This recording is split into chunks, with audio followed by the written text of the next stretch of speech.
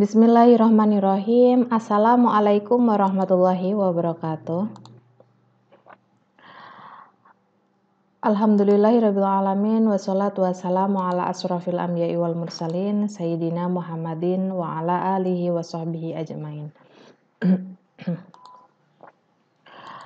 Alhamdulillahirabbil alamin, puji syukur marilah kita panjatkan kehadirat Allah Subhanahu wa taala yang mana telah memberikan kepada kita semua nikmat. Di antaranya salah satu dari nikmat yang banyak adalah nikmat tholabul ilmi.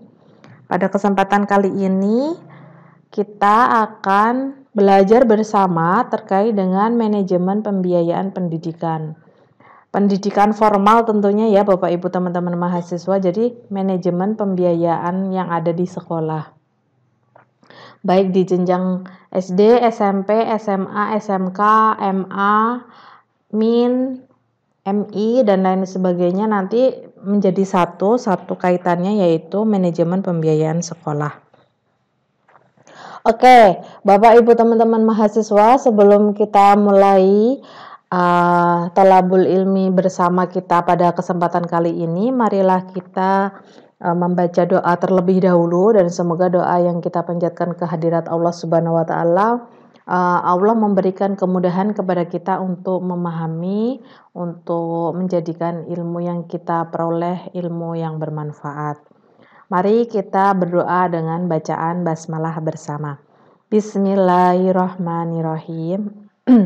Dan bagi Bapak Ibu yang beragama lain, silahkan untuk berdoa sesuai dengan adat dan kebiasaan Bapak Ibu.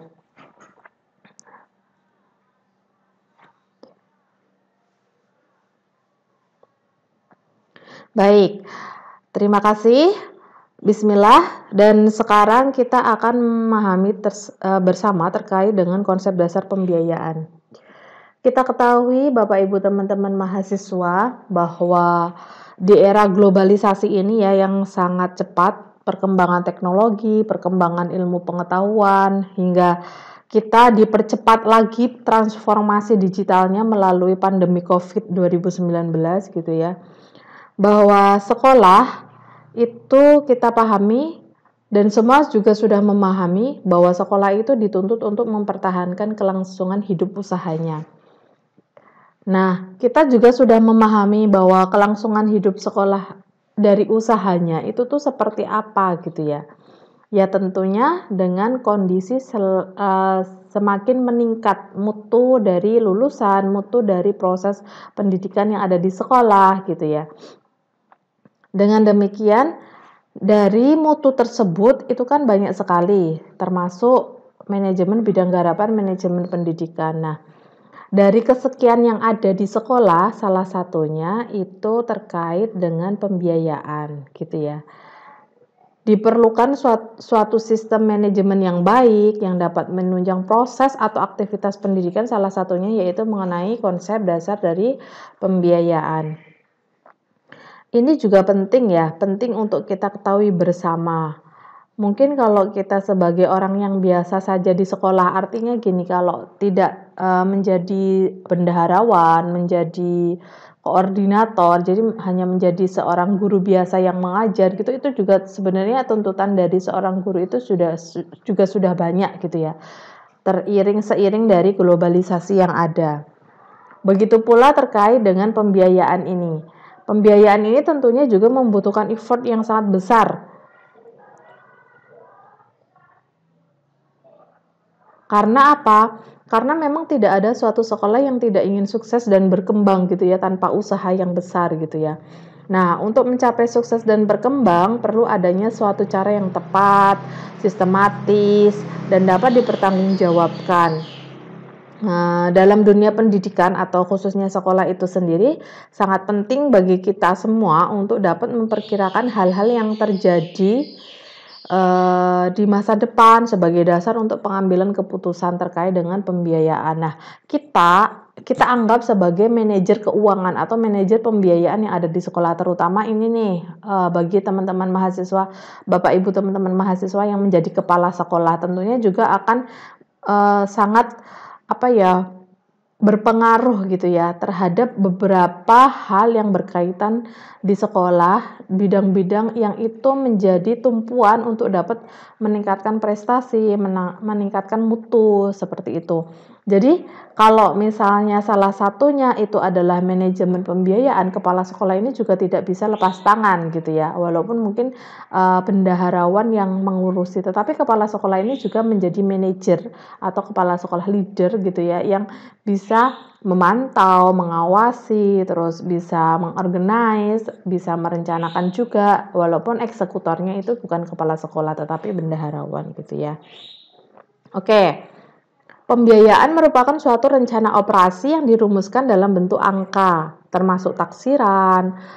Taksiran itu yang berkaitan dengan pendapatan atau income gitu ya yang ada di sekolah, terus pembiayaan-pembiayaan yang digunakan untuk pengeluaran-pengeluaran gitu ya, aktivitas, program, terus kebutuhan pokok yang ada di sekolah gitu ya, selama periode tertentu yang biasanya itu digunakan dalam waktu 1 tahun, jangka waktu 1 tahun.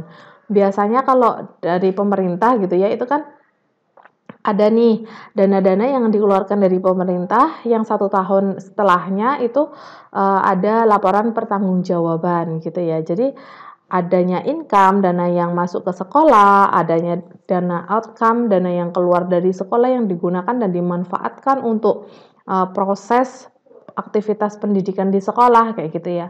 Proses program-program yang dikembangkan di sekolah atau proses-proses program yang lainnya gitu ya, yang tentunya di akhir itu akan dimintai pertanggungjawabannya atau accountability. Oke. Jadi perencanaan pembiayaan juga merupakan suatu rencana kerja yang terperinci yang dinyatakan dalam satuan moneter gitu ya, atau lainnya yang bersifat jangka pendek, biasanya 1 tahun. Nah, itu merupakan periode tertentu di mana pembiayaan itu juga membutuhkan sebuah perencanaan dan pertanggungjawaban. Kalau kita pahami secara dasar sekali ya Bapak Ibu teman-teman mahasiswa bahwa pembiayaan itu merupakan alat akuntansi yang umum digunakan sekolah untuk merencanakan dana, mengawasi hal-hal yang harus dilakukan untuk meningkatkan mutu sekolah. Nah, sekolah-sekolah dengan manajemen yang baik itu tentunya mengikuti suatu langkah-langkah yang menyerupai siklus gitu ya, siklus dalam menyiapkan pembiayaan. Misalnya yang pertama terkait dengan merencanakan kinerja sekolah secara keseluruhan. Baik itu perencanaan dari sub-sub bidang garapan, misalnya bidang kesiswaan, bidang sarana prasarana, bidang kurikulum, itu juga pasti membutuhkan sebuah pembiayaan, apalagi kalau sudah sangat terperinci spesifik dari program-program yang dikembangkan gitu ya, itu juga membutuhkan sebuah pembiayaan. Kurikulum, mengadakan sosialisasi kurikulum ke orang tua gitu ya, bahwa kurikulum yang akan digunakan pada satu semester ke depan itu pengembangan yang ada di sekolah, kurikulum yang dikembangkan oleh sekolah. Misalnya kalau SMK terkait dengan kurikulum partnership gitu ya, atau kerjasama dengan DUDI gitu. Nah, itu kan pasti akan berkembang ya, kerjasama dengan DUDI mungkin programnya banyak, entah itu ada guest lecture atau guru tamu, terus entah ada siswa yang disekolahkan di DUDI gitu ya, bukan PKL loh ya. Terus entah itu ada juga terkait dengan mengundang pihak DUDI untuk merencanakan pengembangan kurikulum. Nah, itu program-program seperti itu walaupun sangat minimalis gitu ya, tapi itu juga membutuhkan sebuah pendanaan gitu ya. Nah, tentunya dengan demikian ini butuh perencanaan kinerja sekolah secara keseluruhan. Belum nanti terkait dengan sarana prasarana. Semakin berkembangnya teknologi dan informasi, tentunya juga sarana prasarana ini akan mengikuti gitu ya. Dan itu Bapak Ibu teman-teman mahasiswa pasti mengetahui hal tersebut, kaitannya dengan teknologi misalnya. Nah, komputer saja pasti memiliki keterbatasan gitu ya dari waktu ke waktu gitu ya. Dan seiring perkembangan waktu gitu, berkembangnya waktu, pasti komputer itu juga akan berkembang pula speknya yang ada gitu ya. Nah, itu juga bagaimana proses tersebut bisa mengakomodir siswa-siswa untuk menggunakan teknologi-teknologi yang terbaru, teknologi-teknologi terkini yang softwarenya, aplikasinya itu bisa menunjang proses pembelajaran. Kita ketahui bahwa misalnya kalau di di SMK ya, SMK lagi maaf, saya contohkan di SMK gitu ya, bahwa tentunya orang-orang SMK yang bidangnya itu TI gitu atau IT gitu kan, itu juga membutuhkan spesifikasi dari alat-alat yang menunjang proses pembelajaran gitu ya. Nah, tentunya alat-alat itu juga kebutuhannya itu banyak software, aplikasi, dan lain sebagainya yang mendukung untuk ngedraw, untuk menggambar, untuk mendesain, untuk membuat untuk membuat aplikasi-aplikasi atau sistem-sistem lain yang dapat dimanfaatkan oleh sekolah itu sendiri gitu ya. Dan tentunya sekolah juga mendapatkan sebuah output yang baik dari proses pembelajaran siswa terkait dengan alat atau teknologi yang digunakan dimanfaatkan di sekolah gitu ya, diaplikasikan di sekolah. Nah, yang kedua tentunya siklus yang dapat disiapkan oleh kita sebagai manajer pembiayaan di sekolah gitu ya, yaitu menyediakan kerangka referensi berupa ekspektasi yang khusus biasa dibandingkan dengan hasil aktual. Jadi nggak dilebih-lebihkan juga, nggak ada pengayaan juga kayak gitu ya, tetapi itu menjadi sebuah kerangka referensi saja. Jadi ada ekspektasi yang khusus gitu ya, yang itu dapat dibandingkan dengan hasil aktualnya. Jadi supaya tidak terlalu jomplang juga proses dari penyusunan kerangka itu juga perlu survei dulu gitu ya. Barang yang mau dibeli itu harganya berapa toh? Terus sewa alat-alat yang mau disewa itu harganya berapa toh? Nah, sehingga ketika perencanaan kerangka referensinya itu tidak melampaui batas terlalu tinggi, terlalu besar pendanaannya atau minim jadi kurang gitu ya untuk diaktualkan atau untuk untuk direalisasikan gitu. Nah, oke, selanjutnya yaitu menginvestigasi penyebab perbedaan antara hasil aktual dan rencana yang telah dibuat jika perlu melakukan tindakan koreksi sesudahnya. Nah, ini penting ya, karena kadang kita tidak tahu inspeksi dari direktorat, inspeksi dari lembaga-lembaga inspektor kayak gitu ya, inspektorat misalnya kayak gitu ya, itu sampai ke sekolah kita itu kapan. Nah, itu tuh kita kadang tidak tahu. Nah, hal-hal yang seperti ini tentunya perlu dipersiapkan juga gitu ya sebagai siklus dalam proses perencanaan pembiayaan. Sehingga nanti di lapangan itu tidak ada temuan-temuan. Nah, itu berbahaya sekali, yang ada temuan itu sangat harus dihindari gitu ya. Apalagi yang gesek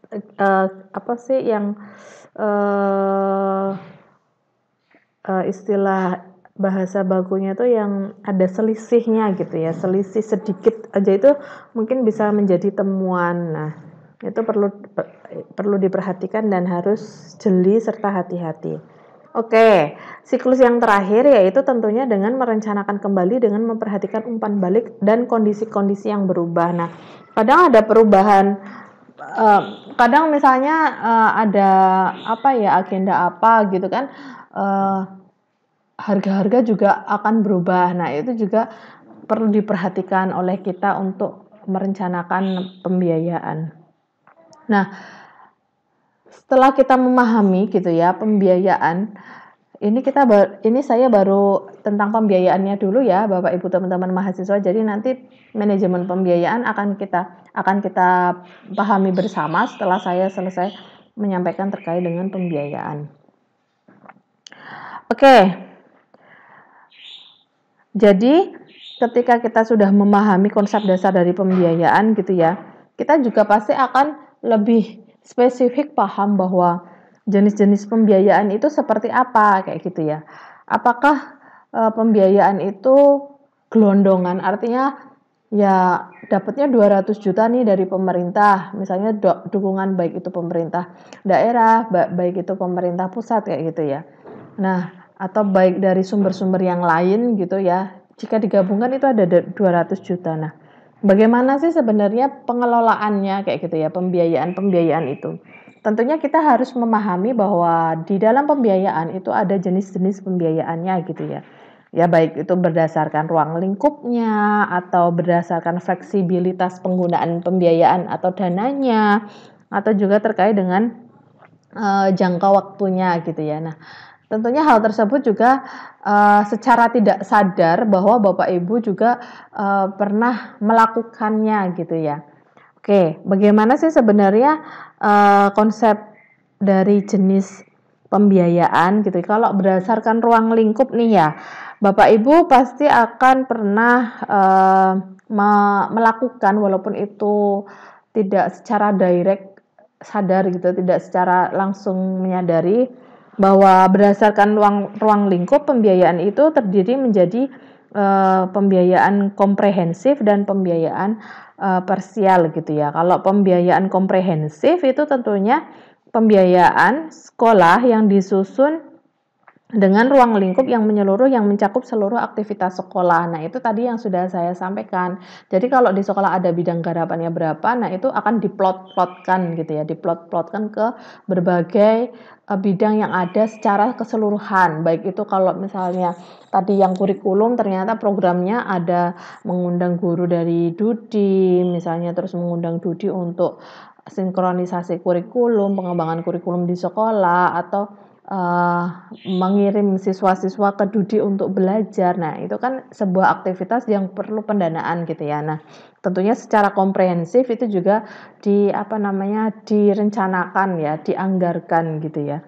Oke, bagaimana pembiayaan parsial? Nah, pembiayaan parsial itu disusun dengan ruang lingkup yang terbatas yang hanya mencakup sebagian dari kegiatan sekolah. Jadi tidak semuanya. Memang kalau dari katanya memang sudah kelihatan ya kata dasar komprehensif dan parsial gitu ya, sudah memahami semua. Nah, itu tidak secara keseluruhan. Jadi pembiayaan ini hanya berdasarkan ruang lingkupnya dan kebutuhannya saja. Nah, ketika kita akan menggunakan dana ternyata memang ada urgent, emergency dan lain sebagainya. Nah, itu dengan menggunakan ya sifat fleksibilitas gitu ya Bapak Ibu teman-teman mahasiswa, bahwa sifat fleksibilitas ini terkait dengan pembiayaan yang fix. Nah, yang fix itu artinya bahwa pembiayaan yang disusun untuk periode waktu tertentu di mana volumenya sudah tertentu juga, dan berdasarkan volume tersebut direncanakan misalnya ada revenue, cost, dan expense kayak gitu ya, serta tidak diadakan revisi secara periodik. Jadi itu memang sudah fix. Nah, kalau misalnya yang continue gitu ya, continue itu merupakan pembiayaan yang disusun untuk periode waktu tertentu tetapi diadakan revisi secara periode. Jadi asas atau sifat dari fleksibilitas pembiayaan tentunya kita perlu memahami bahwa itu mana dana-dana yang fix yang akan digunakan dan mana dana-dana yang continue yang jangka waktu tertentu sehingga membutuhkan revisi gitu ya. Jika saatnya berubah, jika waktunya sedang ada apa, misalnya kan ada juga kadang perubahan harga gitu ya, perubahan kondisi. Nah, itu perlu direvisi secara kontinu. Kadang kita juga tidak tahu ini harga telur mahal gitu ya. Ibu-ibu yang paham kayak gitu ya, sebagai seorang manajer keuangan di rumah tangga gitu ya, itu kan juga membutuhkan hal seperti ini. Ilmu-ilmu seperti ini juga perlu supaya manajemen keuangan keluarga itu juga bisa menjadikan, nah tergantung nih visi misi keluarga Bapak Ibu teman-teman semua seperti apa gitu ya, apakah menjadikan keluarga yang sehat ya, bahagia, atau ada tujuan lain yang ingin dicapai sehingga manajemen keuangan keluarga dibutuhkan gitu ya. untuk fleksibilitas keuangan secara kontinu atau secara fix gitu ya, dalam waktu 1 bulan, dalam waktu 3 bulan, dalam waktu 6 bulan, atau dalam waktu 1 bulan. Nah, tentunya hal tersebut juga diimplementasikan di lembaga sekolah, lembaga pendidikan atau di sekolah. Nah, bagaimana dengan jangka waktunya gitu ya? Jadi kalau pembiayaan jangka waktu itu tentunya ada jangka pendek, short, ada jangka panjang, long kayak gitu ya. Kalau jangka pendek ya tentunya operasional yang menunjukkan rencana kegiatan untuk satu periode akuntansi biasanya 1 tahun yang akan datang. Sementara kalau yang jangka panjang ya lebih dari 1 tahun gitu ya. Nah, ini adalah konsep dasar pembiayaan. Oke, silakan Bapak Ibu teman-teman mahasiswa nanti untuk kehadiran Bapak Ibu teman-teman mahasiswa tidak perlu bertanya gitu ya, tetapi silakan untuk berdiskusi di kolom komentar. Nah, berdiskusi di kolom komentar tidak perlu menuliskan nama lengkap dan NIM. Langsung saja gitu ya, karena saya sudah mengetahui, sudah saya rekap gitu ya nama-nama YouTube Bapak Ibu teman-teman semua.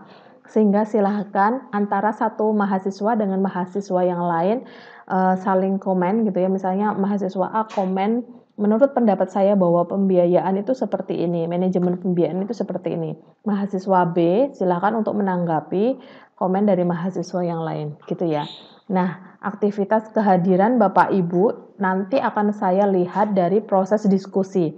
Apabila satu mahasiswa komentar tetapi tidak ditanggapi komentarnya tersebut dengan mahasiswa lain, itu nanti nilai kehadirannya menurut saya masih perlu diimprove dengan satu komentar mahasiswa ditanggapi komentar tersebut dengan mahasiswa lain gitu ya. Oke, ini adalah kehadiran di manajemen pembiayaan pendidikan, materi manajemen pembiayaan pendidikan. Baik, Bapak Ibu teman-teman semua, kita akan masuk ke bagaimana sih sebenarnya manajemen pendidikan itu. Jadi, kalau manajemen pendidikan, nah lagi-lagi saya akan menyampaikan bahwa dari manajemen itu fungsinya seperti apa gitu ya. Nah, itu nanti bisa diimplementasikan di dalam sebuah proses pembiayaan. Jadi, manajemen pembiayaan pendidikan itu merupakan sumber-sumber yang ada, yang diterima, yang dicari atau dikumpulkan dan digunakan dalam menunjang penyelenggaraan pendidikan yang ada di sekolah. Dari proses manajemen sendiri itu tentunya akan memperhatikan bagaimana sih sebenarnya konsep dasar dari pembiayaan sekolah. Nah, yang tadi sudah saya sampaikan ya, walaupun tidak ada di slide gitu ya, pengantarnya dari pembiayaan.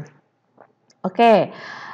Selanjutnya tugas manajer pembiayaan. Nah, ini manajer pembiayaan tentunya adalah si leader ya. Bapak Ibu leader kepala sekolah yang dibantu oleh bendaharawan atau yang dibantu oleh orang-orang yang ditunjuk kepala sekolah sebagai yang menangani proses pembiayaan gitu ya. Termasuk juga dari TU gitu ya. Nah, itu tugas dari manajer pembiayaan itu seperti apa gitu ya. Oke, manajemen untuk perencanaan tentunya yang pertama memang seperti itu. Apa-apa yang akan dilakukan itu membutuhkan perencanaan yang baik. Bahkan perencanaan itu tidak hanya sekadar dibuat satu saja ya, tetapi juga ada alternatif supaya ketika yang satu itu ada the worst scenario yang kita tidak ketahui, itu bisa menggunakan alternatif yang lain dari perencanaan yang sudah disusun gitu ya. Oke, yang kedua yaitu terkait dengan manajemen memusatkan perhatian pada keputusan investasi dan pembiayaannya.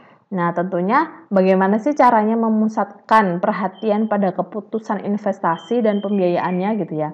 Kalau kita ketahui bahwa di dalam proses pengembangan guru dan tenaga kependidikan beberapa waktu yang lalu materi terkait dengan manajemen guru dan manajemen tenaga kependidikan ya, manajemen pendidik dan tenaga kependidikan itu bahwa investasi yang baik itu berupa apa? Ya, guru dikirim untuk pendidikan lagi formal gitu ya, meningkatkan jenjang level pendidikan yang lebih tinggi, atau guru-guru dan pegawai dikirim untuk mengikuti pelatihan-pelatihan ya yang sesuai dengan bidang atau kompetensinya. Nah, seperti itu adalah keputusan investasi bagi sumber daya manusia. Belum lagi keputusan investasi secara fisik gitu ya, entah gedungnya, entah tanahnya. Kalau misalnya memang ada dibuat misalnya mau membuat sebuah lab gitu atau membuat lapangan gitu ya, ternyata sekolah tersebut masih belum memiliki. Nah, investasi ini yang menjadi sebuah perhatian untuk bisa dijadikan sebagai perencanaan pembiayaan gitu ya. Sehingga pembiayaan yang dilakukan itu mencukupi gitu, tidak hanya sekedar pembiayaan untuk barang-barang yang habis pakai, terus kegiatan-kegiatan yang disusun gitu ya, tetapi juga ada nilai tambah yaitu investasi, keputusan investasi baik itu fisik maupun non fisik. Human capital investment itu menjadi hal yang penting kalau menurut saya ya, hal yang penting pada saat ini karena dengan proses perkembangan ilmu dan teknologi, tentunya Bapak Ibu teman-teman mahasiswa yang menjadi guru dan atau yang akan menjadi guru masa depan gitu ya, itu membutuhkan keterampilan, membutuhkan kompetensi, membutuhkan peningkatan ilmu pengetahuan melalui investasi. Nah, investasinya apa ya? Mengikuti pelatihan, mengikuti workshop, mengikuti pendidikan lagi S1, terus S2 gitu ya. Terus dan investasi-investasi yang lain yang bisa meningkatkan ilmu pengetahuan, meningkatkan kompetensi, meningkatkan keterampilan, terus meningkatkan perilaku yang lebih baik. Nah, itu adalah keputusan investasi secara non fisik gitu ya. Oke, next adalah manajemen kerjasama dengan pihak lain. Nah, ini tentunya menjadi pundi-pundi pendanaan, pundi-pundi dana yang masuk gitu ya. Kalau kita bisa kerjasama tentunya 50-50 ya, yang saling menguntungkan gitu ya. Yang menguntungkan untuk sekolah dan yang menguntungkan untuk pihak lain gitu. Nah, kerjasama seperti ini bisa jadi menambah dana di sekolah gitu, funding support, atau juga bisa menambah pengurangan pembiayaan untuk kegiatan karena memang sudah disupport dengan lembaga lain. Nah, itu tentunya menjadi tugas utama bagi seorang manajer pembiayaan. Melihat peluang gitu ya, mana sih yang bisa dijadikan sebuah program tanpa harus menggunakan uang yang banyak, mengeluarkan uang yang banyak gitu ya. Nah, dengan bekerja sama atau bisa nggak sih kerjasama dengan pihak A, lembaga A gitu ya, yang itu tidak perlu mengeluarkan uang yang banyak, tetapi programnya meningkat kayak gitu ya. Nah, itu perlu diimprove skill-nya bagi seorang manajer pembiayaan. Oke, next adalah penggunaan pembiayaan dan mencari sumber dananya. Nah, penggunaan pembiayaan tentunya tidak boros gitu ya. Yang tidak boros itu ya yang paham caranya untuk bisa merealisasikan sebuah dana. Kok sebuah dana ya? Merealisasikan dana yang ada di sekolah gitu ya. Dan tentunya mencari sumber dana. Jadi kalau sebentar ada pesawat lewat.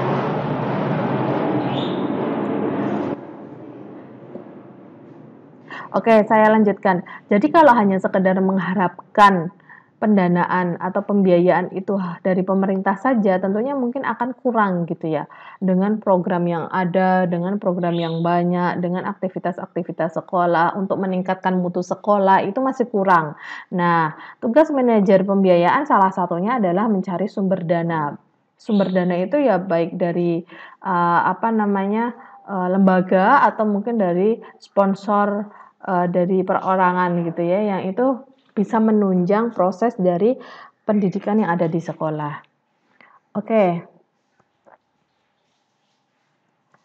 Strategi yang wajib dimiliki. Nah, ini strategi yang wajib dimiliki oleh kita semua sebagai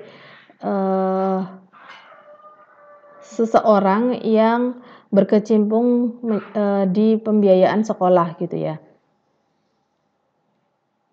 Oke, strategi yang wajib dimiliki itu apa saja toh? Nah, ini ada 3 strategi. Ada strategic planning, strategic management, dan strategic thinking. Oke, strategic planning terkandung unsur analisis kebutuhan, proyeksi, peramalan, ekonomi, dan finansial. Jadi kalau misalnya planning itu ya tentunya dari apa-apa yang akan kita lakukan pasti diawali dengan analisis kebutuhan. Dari beberapa waktu yang lalu saya setiap menyampaikan planning itu pasti ada analisis kebutuhan. Analisis kebutuhan pegawai, analisis kebutuhan tenaga kependidikan, dan Bapak Ibu teman-teman semua sudah mencoba untuk menghitung gitu ya, analisis pegawai, analisis guru gitu ya, yang kemarin sudah saya baca juga. Nah, dari strategic planning ini saja sudah membutuhkan sebuah analisis kebutuhan untuk semua bidang garapan yang membutuhkan perencanaan. Kenapa demikian? Ya karena memang menurut saya kesuksesan dari sebuah program, kesuksesan dari sebuah aktivitas yang ada di sekolah itu akan berjalan sesuai dengan perencanaan yang matang, perencanaan yang sudah disusun, termasuk salah satunya adalah bagaimana sih analisis kebutuhan ini dibuat, analisis kebutuhan ini disusun. Anggaran itu menjadi hal yang sangat krusial ya Bapak Ibu teman-teman semua. Baik itu pembiayaannya, baik itu pengaturannya, baik itu realisasinya, baik itu penyimpanannya untuk investasi, siapa yang megang, siapa yang menjadi PIC atau koordinator dalam kegiatan sehingga yang membutuhkan dana dari sekolah, terus siapa juga yang menjadi PIC yang untuk membeli barang-barang habis pakai gitu kan. Semuanya ini membutuhkan sebuah analisis kebutuhan. Jadi kan dana yang sangat tadi itu ya sangat krusial banget itu kan entah keluarnya kemana, larinya kemana, bahkan sekecil apapun harus ditulis gitu ya. Karena memang kalau tidak ya itu menjadi temuan dan ini menjadi hal yang sangat penting bagi kita untuk memahami. Termasuk juga peramalan di sini tuh bukan peramalan yang kayak dukun-dukun gitu ya. Peramalan itu ya tahu di masa depan itu sebenarnya membutuhkan dana yang seperti apa, membutuhkan program yang bagaimana, yang membutuhkan dananya gitu ya. Nah, itu juga menjadi hal yang sangat penting ketika kita merencanakan dari pembiayaan sekolah. Oke. Kalau dikupas satu persatu tentunya nanti akan lebih panjang dan lebar. Panjang sekali gitu ya, tentunya kita akan lebih memahami dasarnya bahwa ya kita membutuhkan analisis kebutuhan. Analisis kebutuhan terkait dengan pembiayaan supaya porsinya itu sesuai gitu ya. Porsi sesuai itu antara anggaran yang disusun dengan realisasi anggaran yang digunakan. Nah, itu porsinya sama. Nah, seperti itu yang perlu diperhatikan sekali oleh para kita sebagai manajer keuangan. Karena kalau tidak ya nanti itu bisa sangat gede gitu ya, misalnya pengeluarannya sangat gede, tetapi barang-barang yang dibeli ternyata tidak relevan sesuai dengan kebutuhan yang ada di sekolah, yang tidak relevan, yang dan tidak cocok sesuai dengan perkembangan ilmu dan teknologi. Misalnya nih, sekarang ini memang sudah saatnya kita di sekolah masing-masing gitu ya memiliki misalnya ruang teleconference dengan peralatan teleconference yang lengkap gitu ya. Meja kursi LCD monitor kayak gitu ya, terus yang besar, terus AC dan sebagainya. Tetapi karena tidak ada analisis kebutuhan dan perencanaan yang baik dari sarana prasarana juga yang sudah sangat senior gitu ya yang mengurusi, ya taunya dibelikan yang misalnya LCD proyektor atau OHP, walaupun OHP sekarang sudah nggak ada ya, nggak mungkin ya LCD proyektor, terus ya hal-hal yang kurang relevan yang harus diimprove gitu ya. Nah, itu menjadi strategic planning yang perlu kita perhatikan bersama sebagai seorang manajer keuangan. Selanjutnya ada strategic management. Jadi bagaimana sih sebenarnya strategic management ini untuk dapat meningkatkan mutu melalui pembiayaan gitu ya.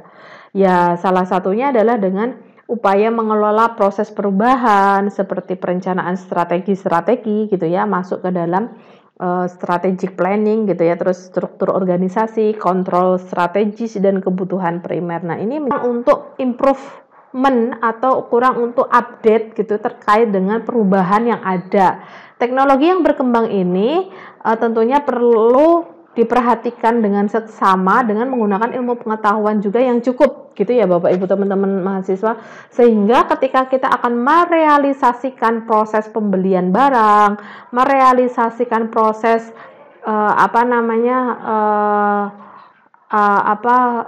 itu pengajuan barang-barang gitu ya, itu sesuai, relevan, tidak ada hal yang mubazir gitu ya, tidak ada alat-alat yang itu sudah sangat jauh untuk bisa digunakan, artinya ketinggalan zaman kayak gitu ya. Nah, itu struktur organisasi itu juga perlu di-upgrade gitu, restrukturisasi gitu ya.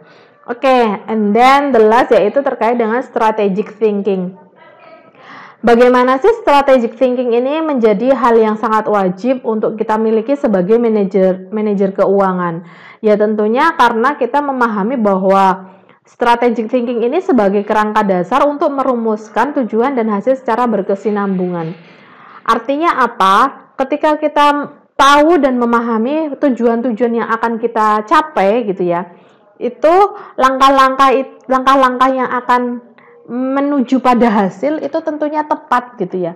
Tepat seperti apa ya? Tidak meleset jauh. Misalnya kalau pembiayaan direncanakan dengan tepat dengan melihat tadi itu loh, terkait dengan aktual gitu ya, terkait dengan hal yang sebenar-benarnya disusun dengan baik gitu, itu pasti akan secara proses itu akan berkesinambungan. Saya menyusun, Bapak Ibu teman-teman mahasiswa menyusun perencanaan terkait dengan pembiayaan 1 tahun ke depan dengan jenis komprehensif, misalnya seperti itu ya. Komprehensif artinya semua bidang mencakup gitu ya. Dengan merumuskan tujuan, pembiayaan tersebut memiliki sisa dana untuk investasi non fisik, misalnya seperti itu, atau investasi fisik karena di sekolah tidak memiliki lapangan untuk olahraga, sehingga sekolah membutuhkan lapangan dan membeli lahan untuk dijadikan sebagai lapangan olahraga.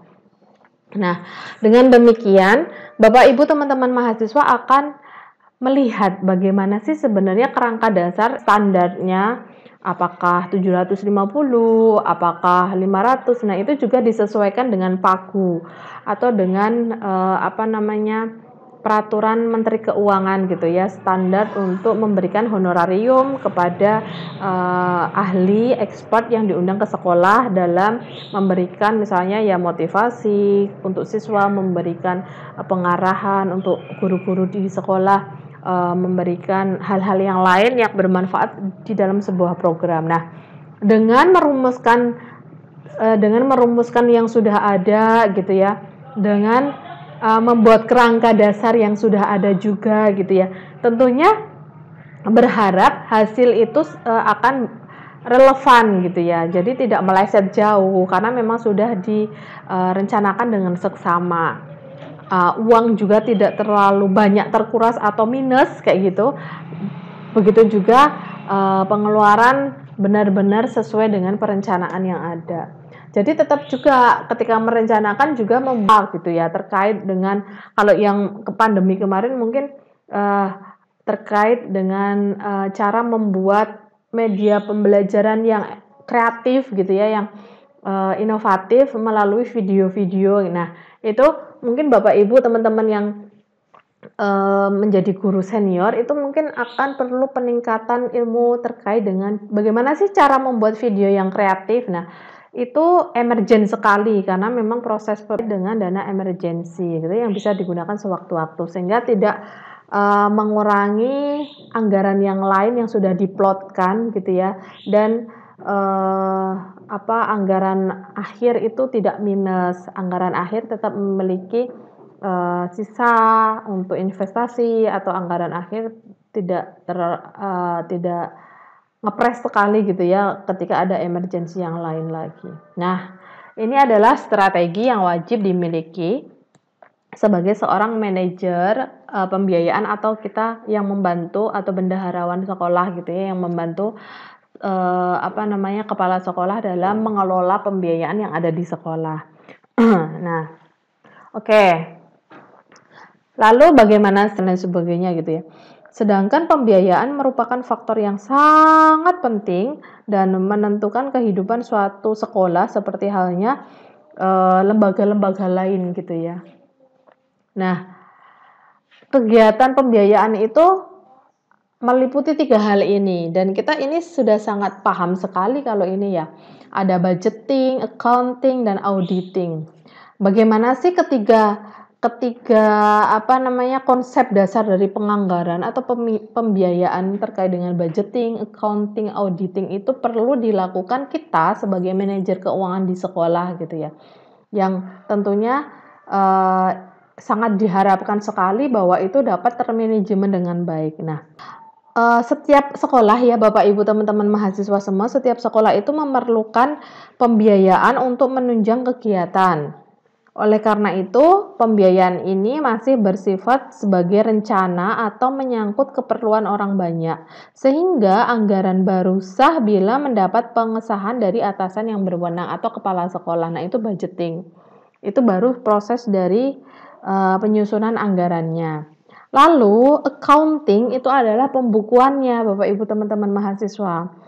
Bagaimana sih kegiatan manajemen pembiayaan yang kedua? Itu adalah membukukan atau pembukuan.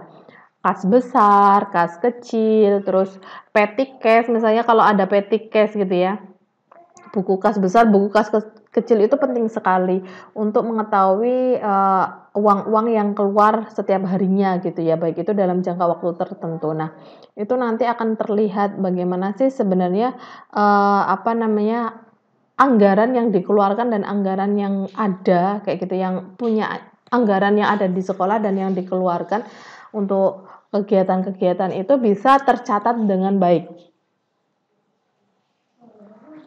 Nah, oke, kegiatan manajemen pembiayaan yang kedua ini kan accounting, pembukuan ya Bapak Ibu teman-teman mahasiswa semua. Nah, ada beberapa hal yang kita perlu perhatikan. Misalnya terkait dengan pengurusan yang menyangkut kewenangan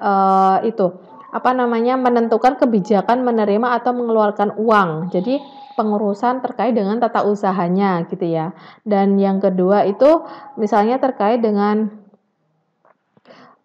pengurusan yang menyangkut tindak lanjut dari urusan pertama, yakni menerima, menyimpan, dan mengeluarkan uang atau pengurusan bendaharawan. Jadi ada tata usahanya dan bendaharawannya gitu ya.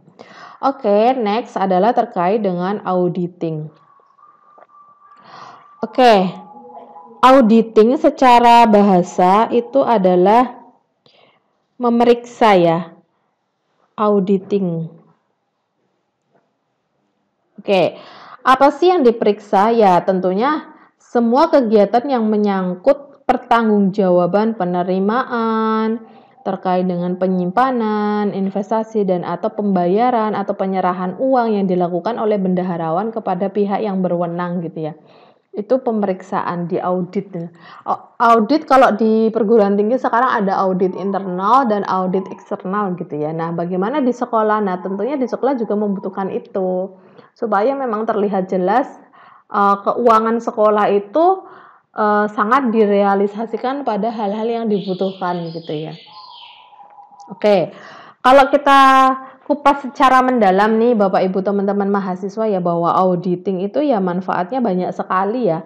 Kalau bagi bendaharawan ya tentunya bendaharawan itu akan bekerja secara hati-hati dengan arah yang pasti gitu ya. Jadi tidak halusinasi membuat sebuah perencanaan keuangan gitu ya. Misalnya kalau kebutuhan perpustakaan, buku yang dibutuhkan 20, satu buku misalnya ada 100.000, ada 80.000. Nah, itu bisa dianggarkan gitu ya, sesuai dengan kebutuhan dari 20 buku yang diinginkan oleh atau yang diperlukan di perpustakaan. Berapa nih kira-kira ya, misalnya 100.000 dikali 10 ya 1 juta. Bukan kok terus bendaharawan menganggarkan 5 juta, 7 juta, 10 juta gitu ya, dan mana sisanya dikemanain. Nah, itu kan kadang yang tidak pasti gitu ya. Nah, itu yang perlu analisis kebutuhan banget itu seperti itu. Nah, terutama juga bendaharawan ini memiliki target yang telah ditentukan sehingga tidak ngawur untuk realisasi dari proses penganggaran atau pembiayaan. Terus manfaat bagi bendaharawan ya tentunya terkait dengan tingkat keterampilan dapat diukur dan dihargai karena memang benar-benar yang sangat krusial ini bisa dilakukan secara bertanggung jawab gitu ya. Terus mengetahui dengan jelas batas wewenang dan kewajiban si bendaharawan tersebut dan ada kontrol bagi dirinya terhadap godaan penyalahgunaan uang. Nah, ini yang hati-hati, ada OTT kayak gitu ya. Itu yang perlu kita sangat hindari gitu ya, bahwa kontrol diri ini sangat penting bagi bendaharawan karena memang godaan kesempatan penyalahgunaan uang itu memang ada gitu ya, dan itu manusiawi menurut saya, sehingga ya walaupun sedikit ya 10.000 buat beli es teh misalnya gitu, untuk beli es teh 2 kayak gitu ya, itu kalau pakai uang sekolah ya tentunya itu tidak baik gitu ya. Oke, lalu bagaimana sih proses auditing ini bermanfaat bagi sekolah gitu? Ya tentunya kalau pemeriksaan atau auditing ini bermanfaat untuk sekolah ya dimungkinkan adanya sistem kepemimpinan yang terbuka. Jadi nggak tertutup gitu ya. Tiba-tiba beli ini, tiba-tiba beli ini, tiba-tiba ada yang datang inspeksi kayak gitu ya. Wah, itu yang sangat membuat sekolah itu sulit untuk berkembang kayak gitu ya.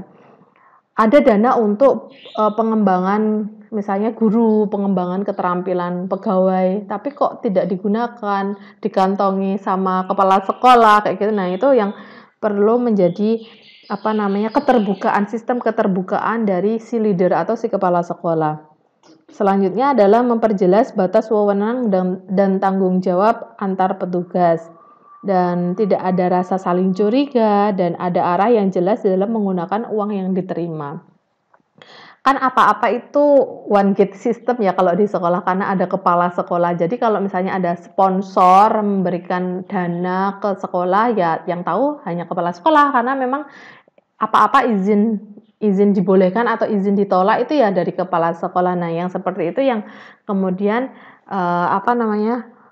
auditing ini menjadi bermanfaat bagi lembaga sekolah kayak gitu ya, karena memang sistem kepemimpinan yang terbuka. Nah, bagaimana auditing pemeriksaan itu bermanfaat bagi kepala sekolah? Nah, ini sangat krusial banget ya, kalau kepala sekolah itu dikit-dikit nanti yaitu ada juga kepala sekolah yang kalau benar-benar kepala sekolah ya mampu kalau bahasa Jawanya itu sembodo gitu ya. Sembodo itu ya artinya tidak hanya sekedar menjadi manajer saja, tetapi juga ketika ada hal-hal yang sangat krusial tetapi dananya nggak ada ya mampu untuk nemboki dulu gitu ya, sembari menunggu dana yang ada. Nah, tapi berbeda dengan kepala sekolah yang sebaliknya, tidak perlu saya jelaskan. Nah, auditing ini bermanfaat bagi kepala sekolah karena apa? Karena mengetahui keseluruhan anggaran yang telah dilaksanakan. Jadi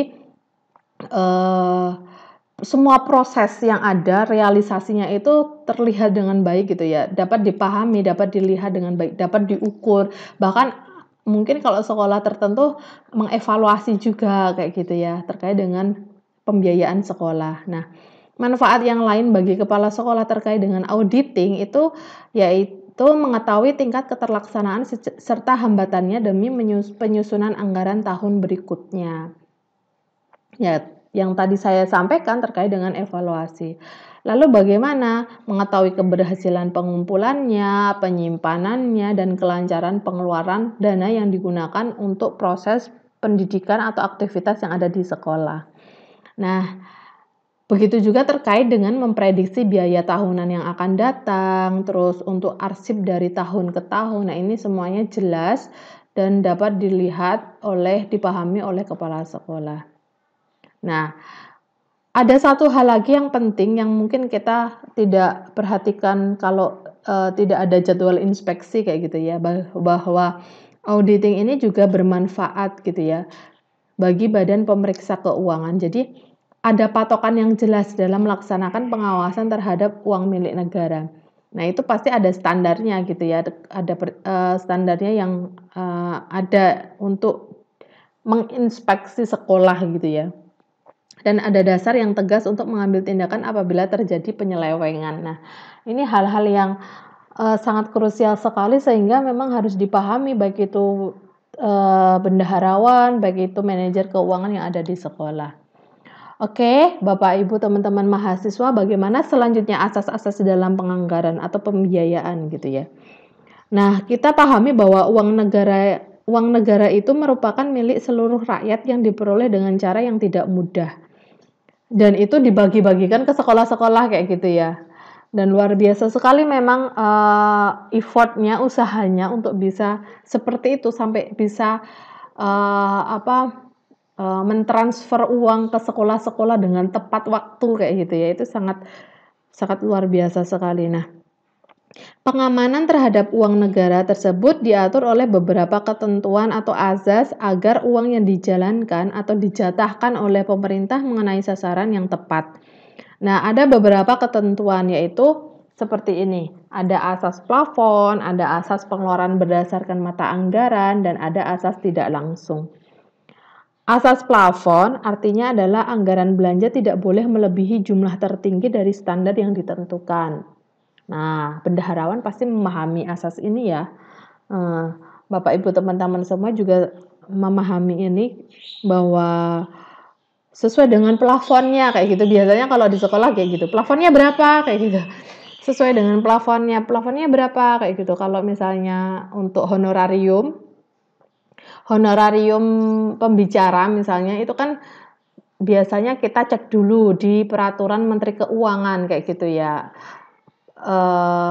Standarnya itu berapa. Jadi nanti plafonnya itu berapa yang perlu dikeluarkan untuk membayar honorarium dari pembicara tersebut. Nah, bagaimana asas pengeluaran berdasarkan mata anggaran?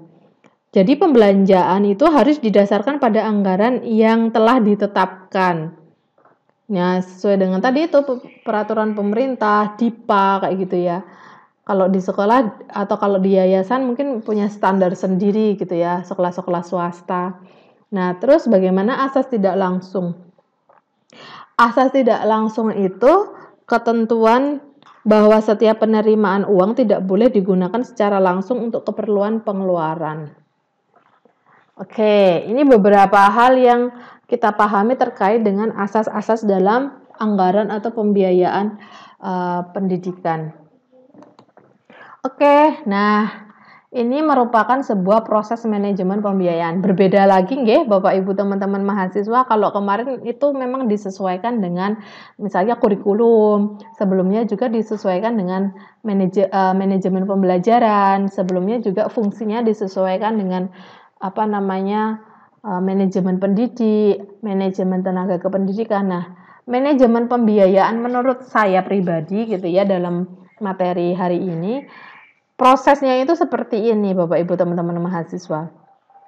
Jadi fungsi yang perlu kita fungsi yang perlu kita perhatikan dan perlu kita lakukan itu seperti ini. Ada perencanaan anggarannya, ada strategi mencari sumber dana, terus penggunaan dananya juga, lalu ada pengawasan dan evaluasi, dan ada pertanggungjawaban, accountability. Jadi memang ya fungsi-fungsi itu memang disesuaikan dengan prosesnya kayak gitu ya. Manajemen apa sih sebenarnya fungsi yang perlu dilakukan kayak gitu ya.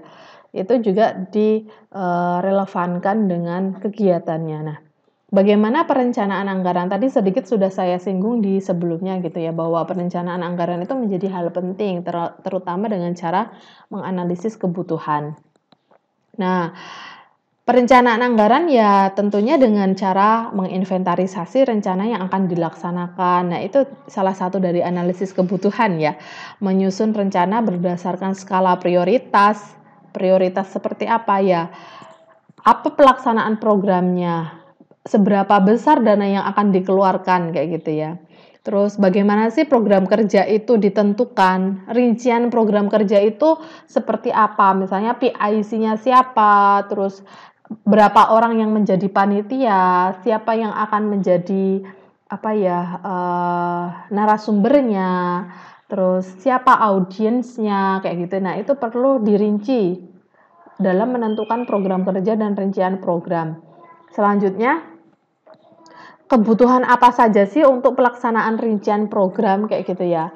Apakah perlu makan siang? Apakah hanya ada snack? Terus ada uang transport?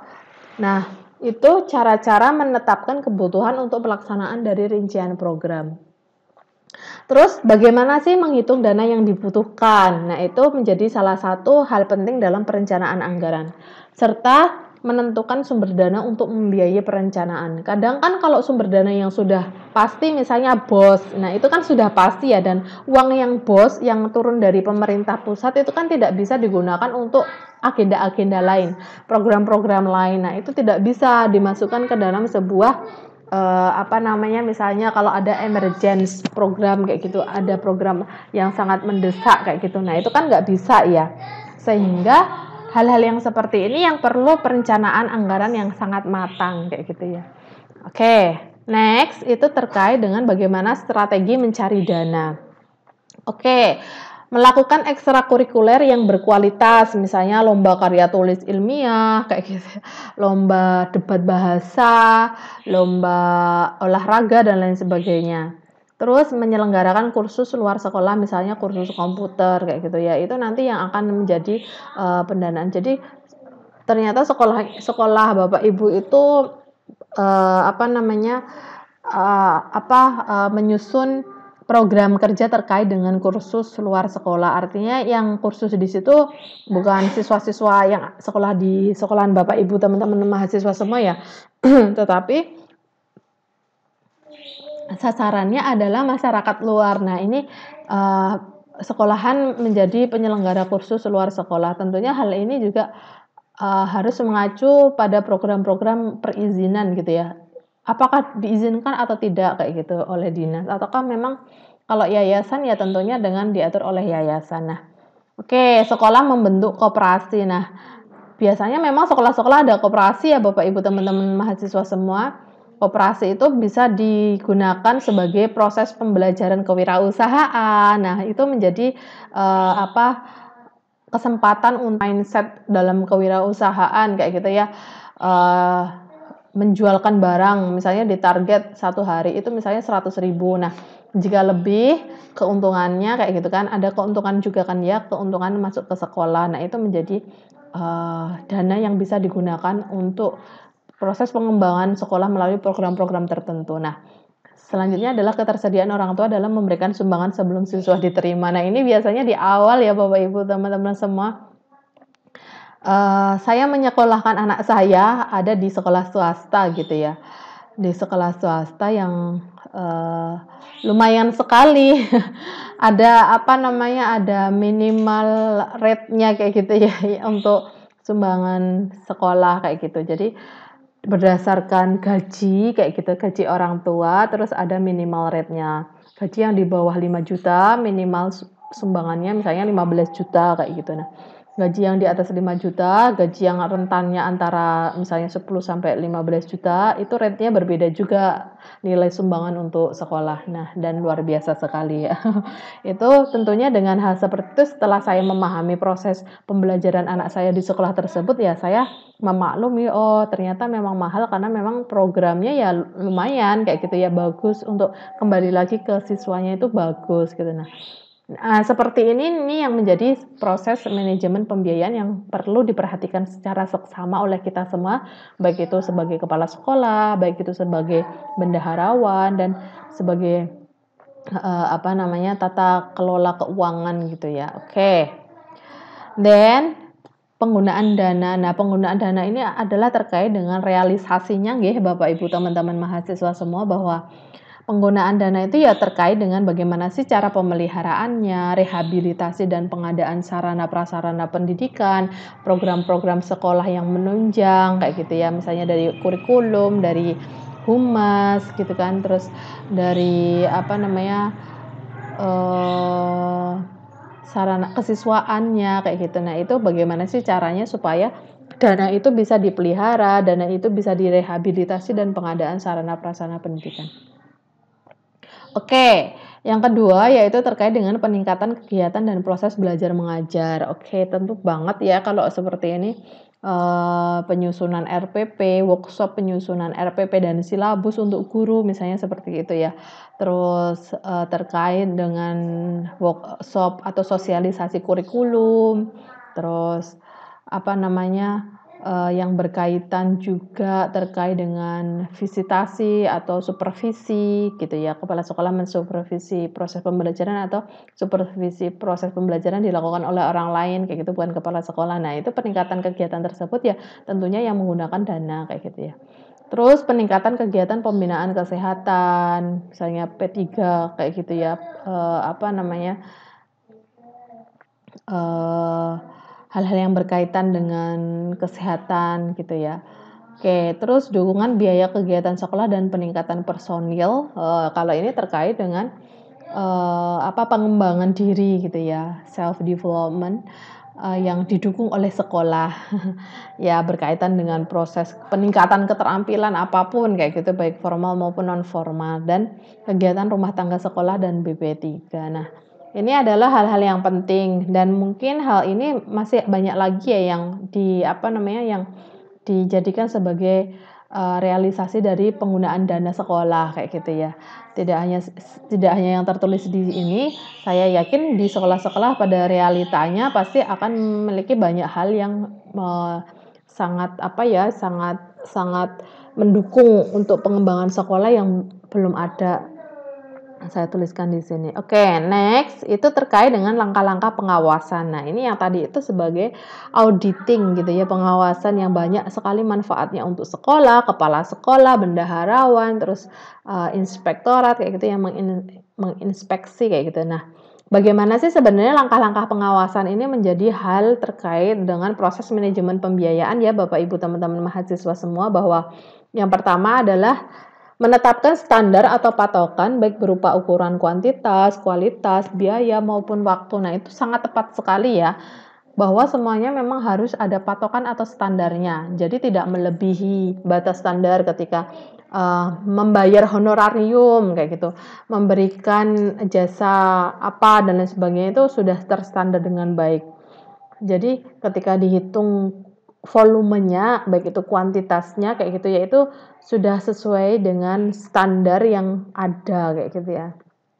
Terus mengawasi apa saja sih, mengukur dan membandingkan antara kenyataan yang sebenarnya dengan standar yang telah ditetapkan. Nah, ini tadi sudah saya sampaikan, supaya dana itu tidak terlalu melambung besar dan pada akhirnya minus kayak gitu ya. Atau supaya dana itu tidak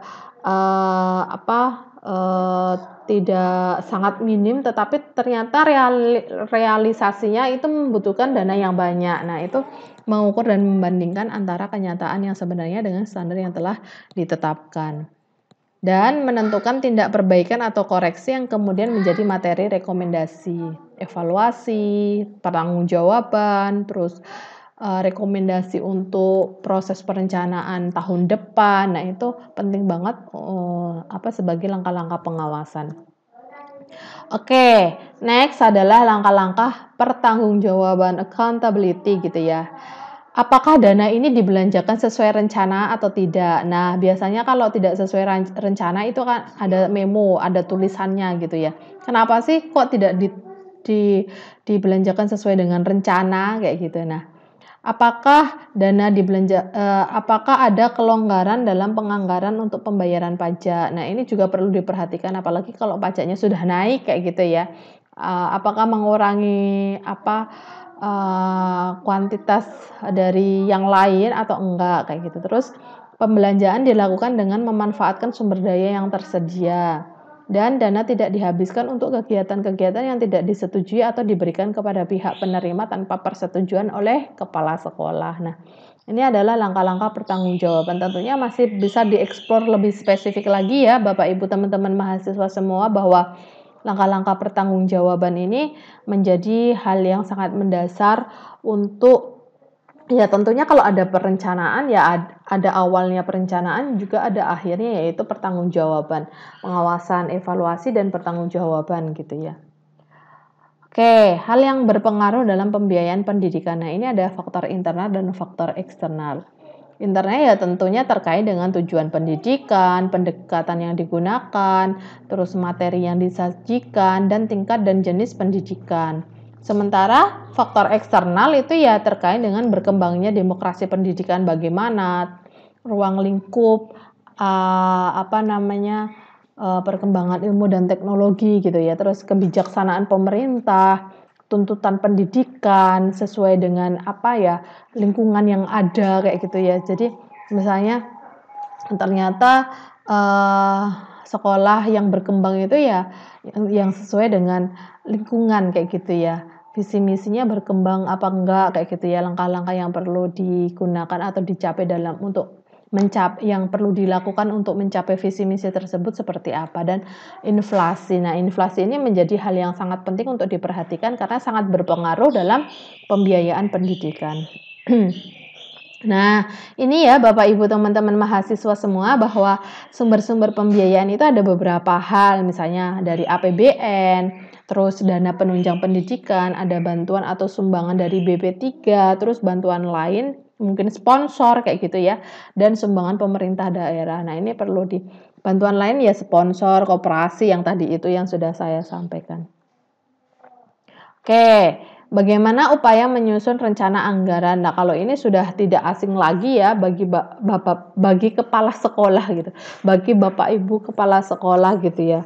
Tentunya yang dibantu oleh bendaharawan ya, mengidentifikasi kegiatan-kegiatan yang akan dilakukan selama periode anggaran. Terus mengidentifikasi sumber-sumber yang dinyatakan dalam uang, jasa, dan barang. Nah, semua sumber dinyatakan dalam bentuk uang. Nah, ini pasti sudah paham ini ya. Memformulasikan anggaran dalam bentuk format yang telah disetujui dan dipergunakan oleh instansi tertentu. Jadi kalau misalnya pengajuan penganggaran ke pemerintah ya tentunya pasti ada template-nya gitu ya.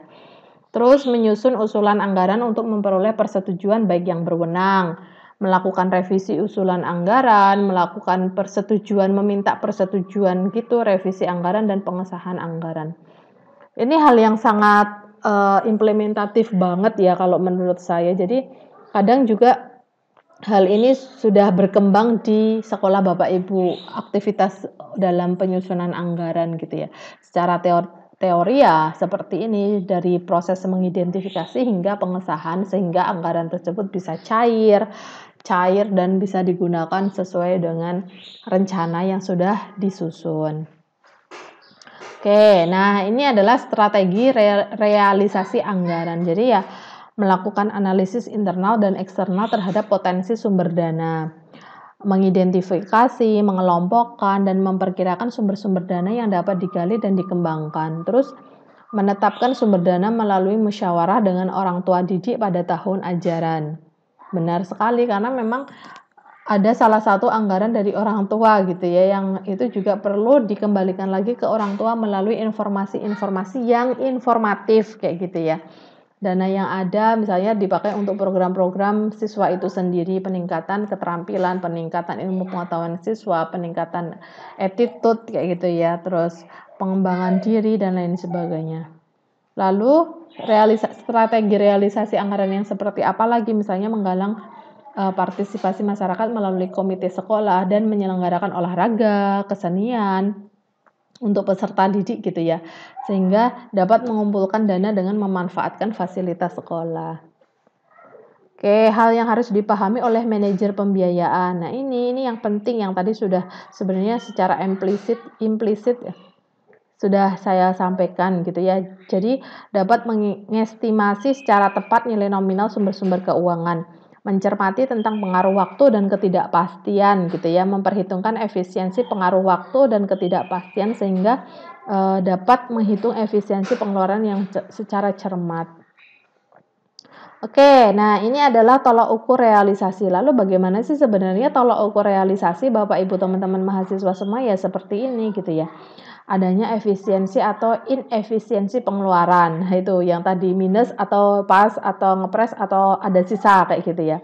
Terus terjadinya penghematan atau pemborosan. Nah, pelaksanaan kegiatan yang tidak sesuai dengan yang telah diprogramkan. Adanya perubahan harga yang tidak terantisipasi dan penyusunan anggaran yang kurang tepat. Nah, ini menjadi hal yang penting yang perlu diperhatikan oleh kita sebagai manajer keuangan gitu ya, manajer pembiayaan di sekolah dalam merencanakan, dalam menganalisis kebutuhan anggaran.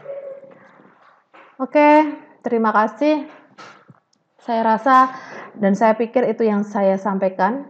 Tadi sudah saya sampaikan bagaimana kehadiran gitu ya yang perlu Bapak Ibu teman-teman mahasiswa lakukan sehingga saya saya nilai kehadiran gitu. Saya anggap Bapak Ibu teman-teman mahasiswa hadir pada perkuliahan terkait materi manajemen pembiayaan sekolah. Nah, tadi semoga dipahami secara seksama gitu ya. Baik, mari kita akhiri pertemuan kita pada hari ini dengan bacaan tahmid bersama. Alhamdulillahirabbil alamin. Semoga kita semua mampu menjadi manajer pembiayaan, manajer keuangan baik untuk diri kita sendiri maupun untuk orang lain, baik itu yang dalam ruang lingkup rumah maupun ruang lingkup sekolah gitu ya. Oke, sekian dari saya, banyak sekali saya salahnya gitu ya. Saya minta maaf dan wassalamualaikum warahmatullahi wabarakatuh.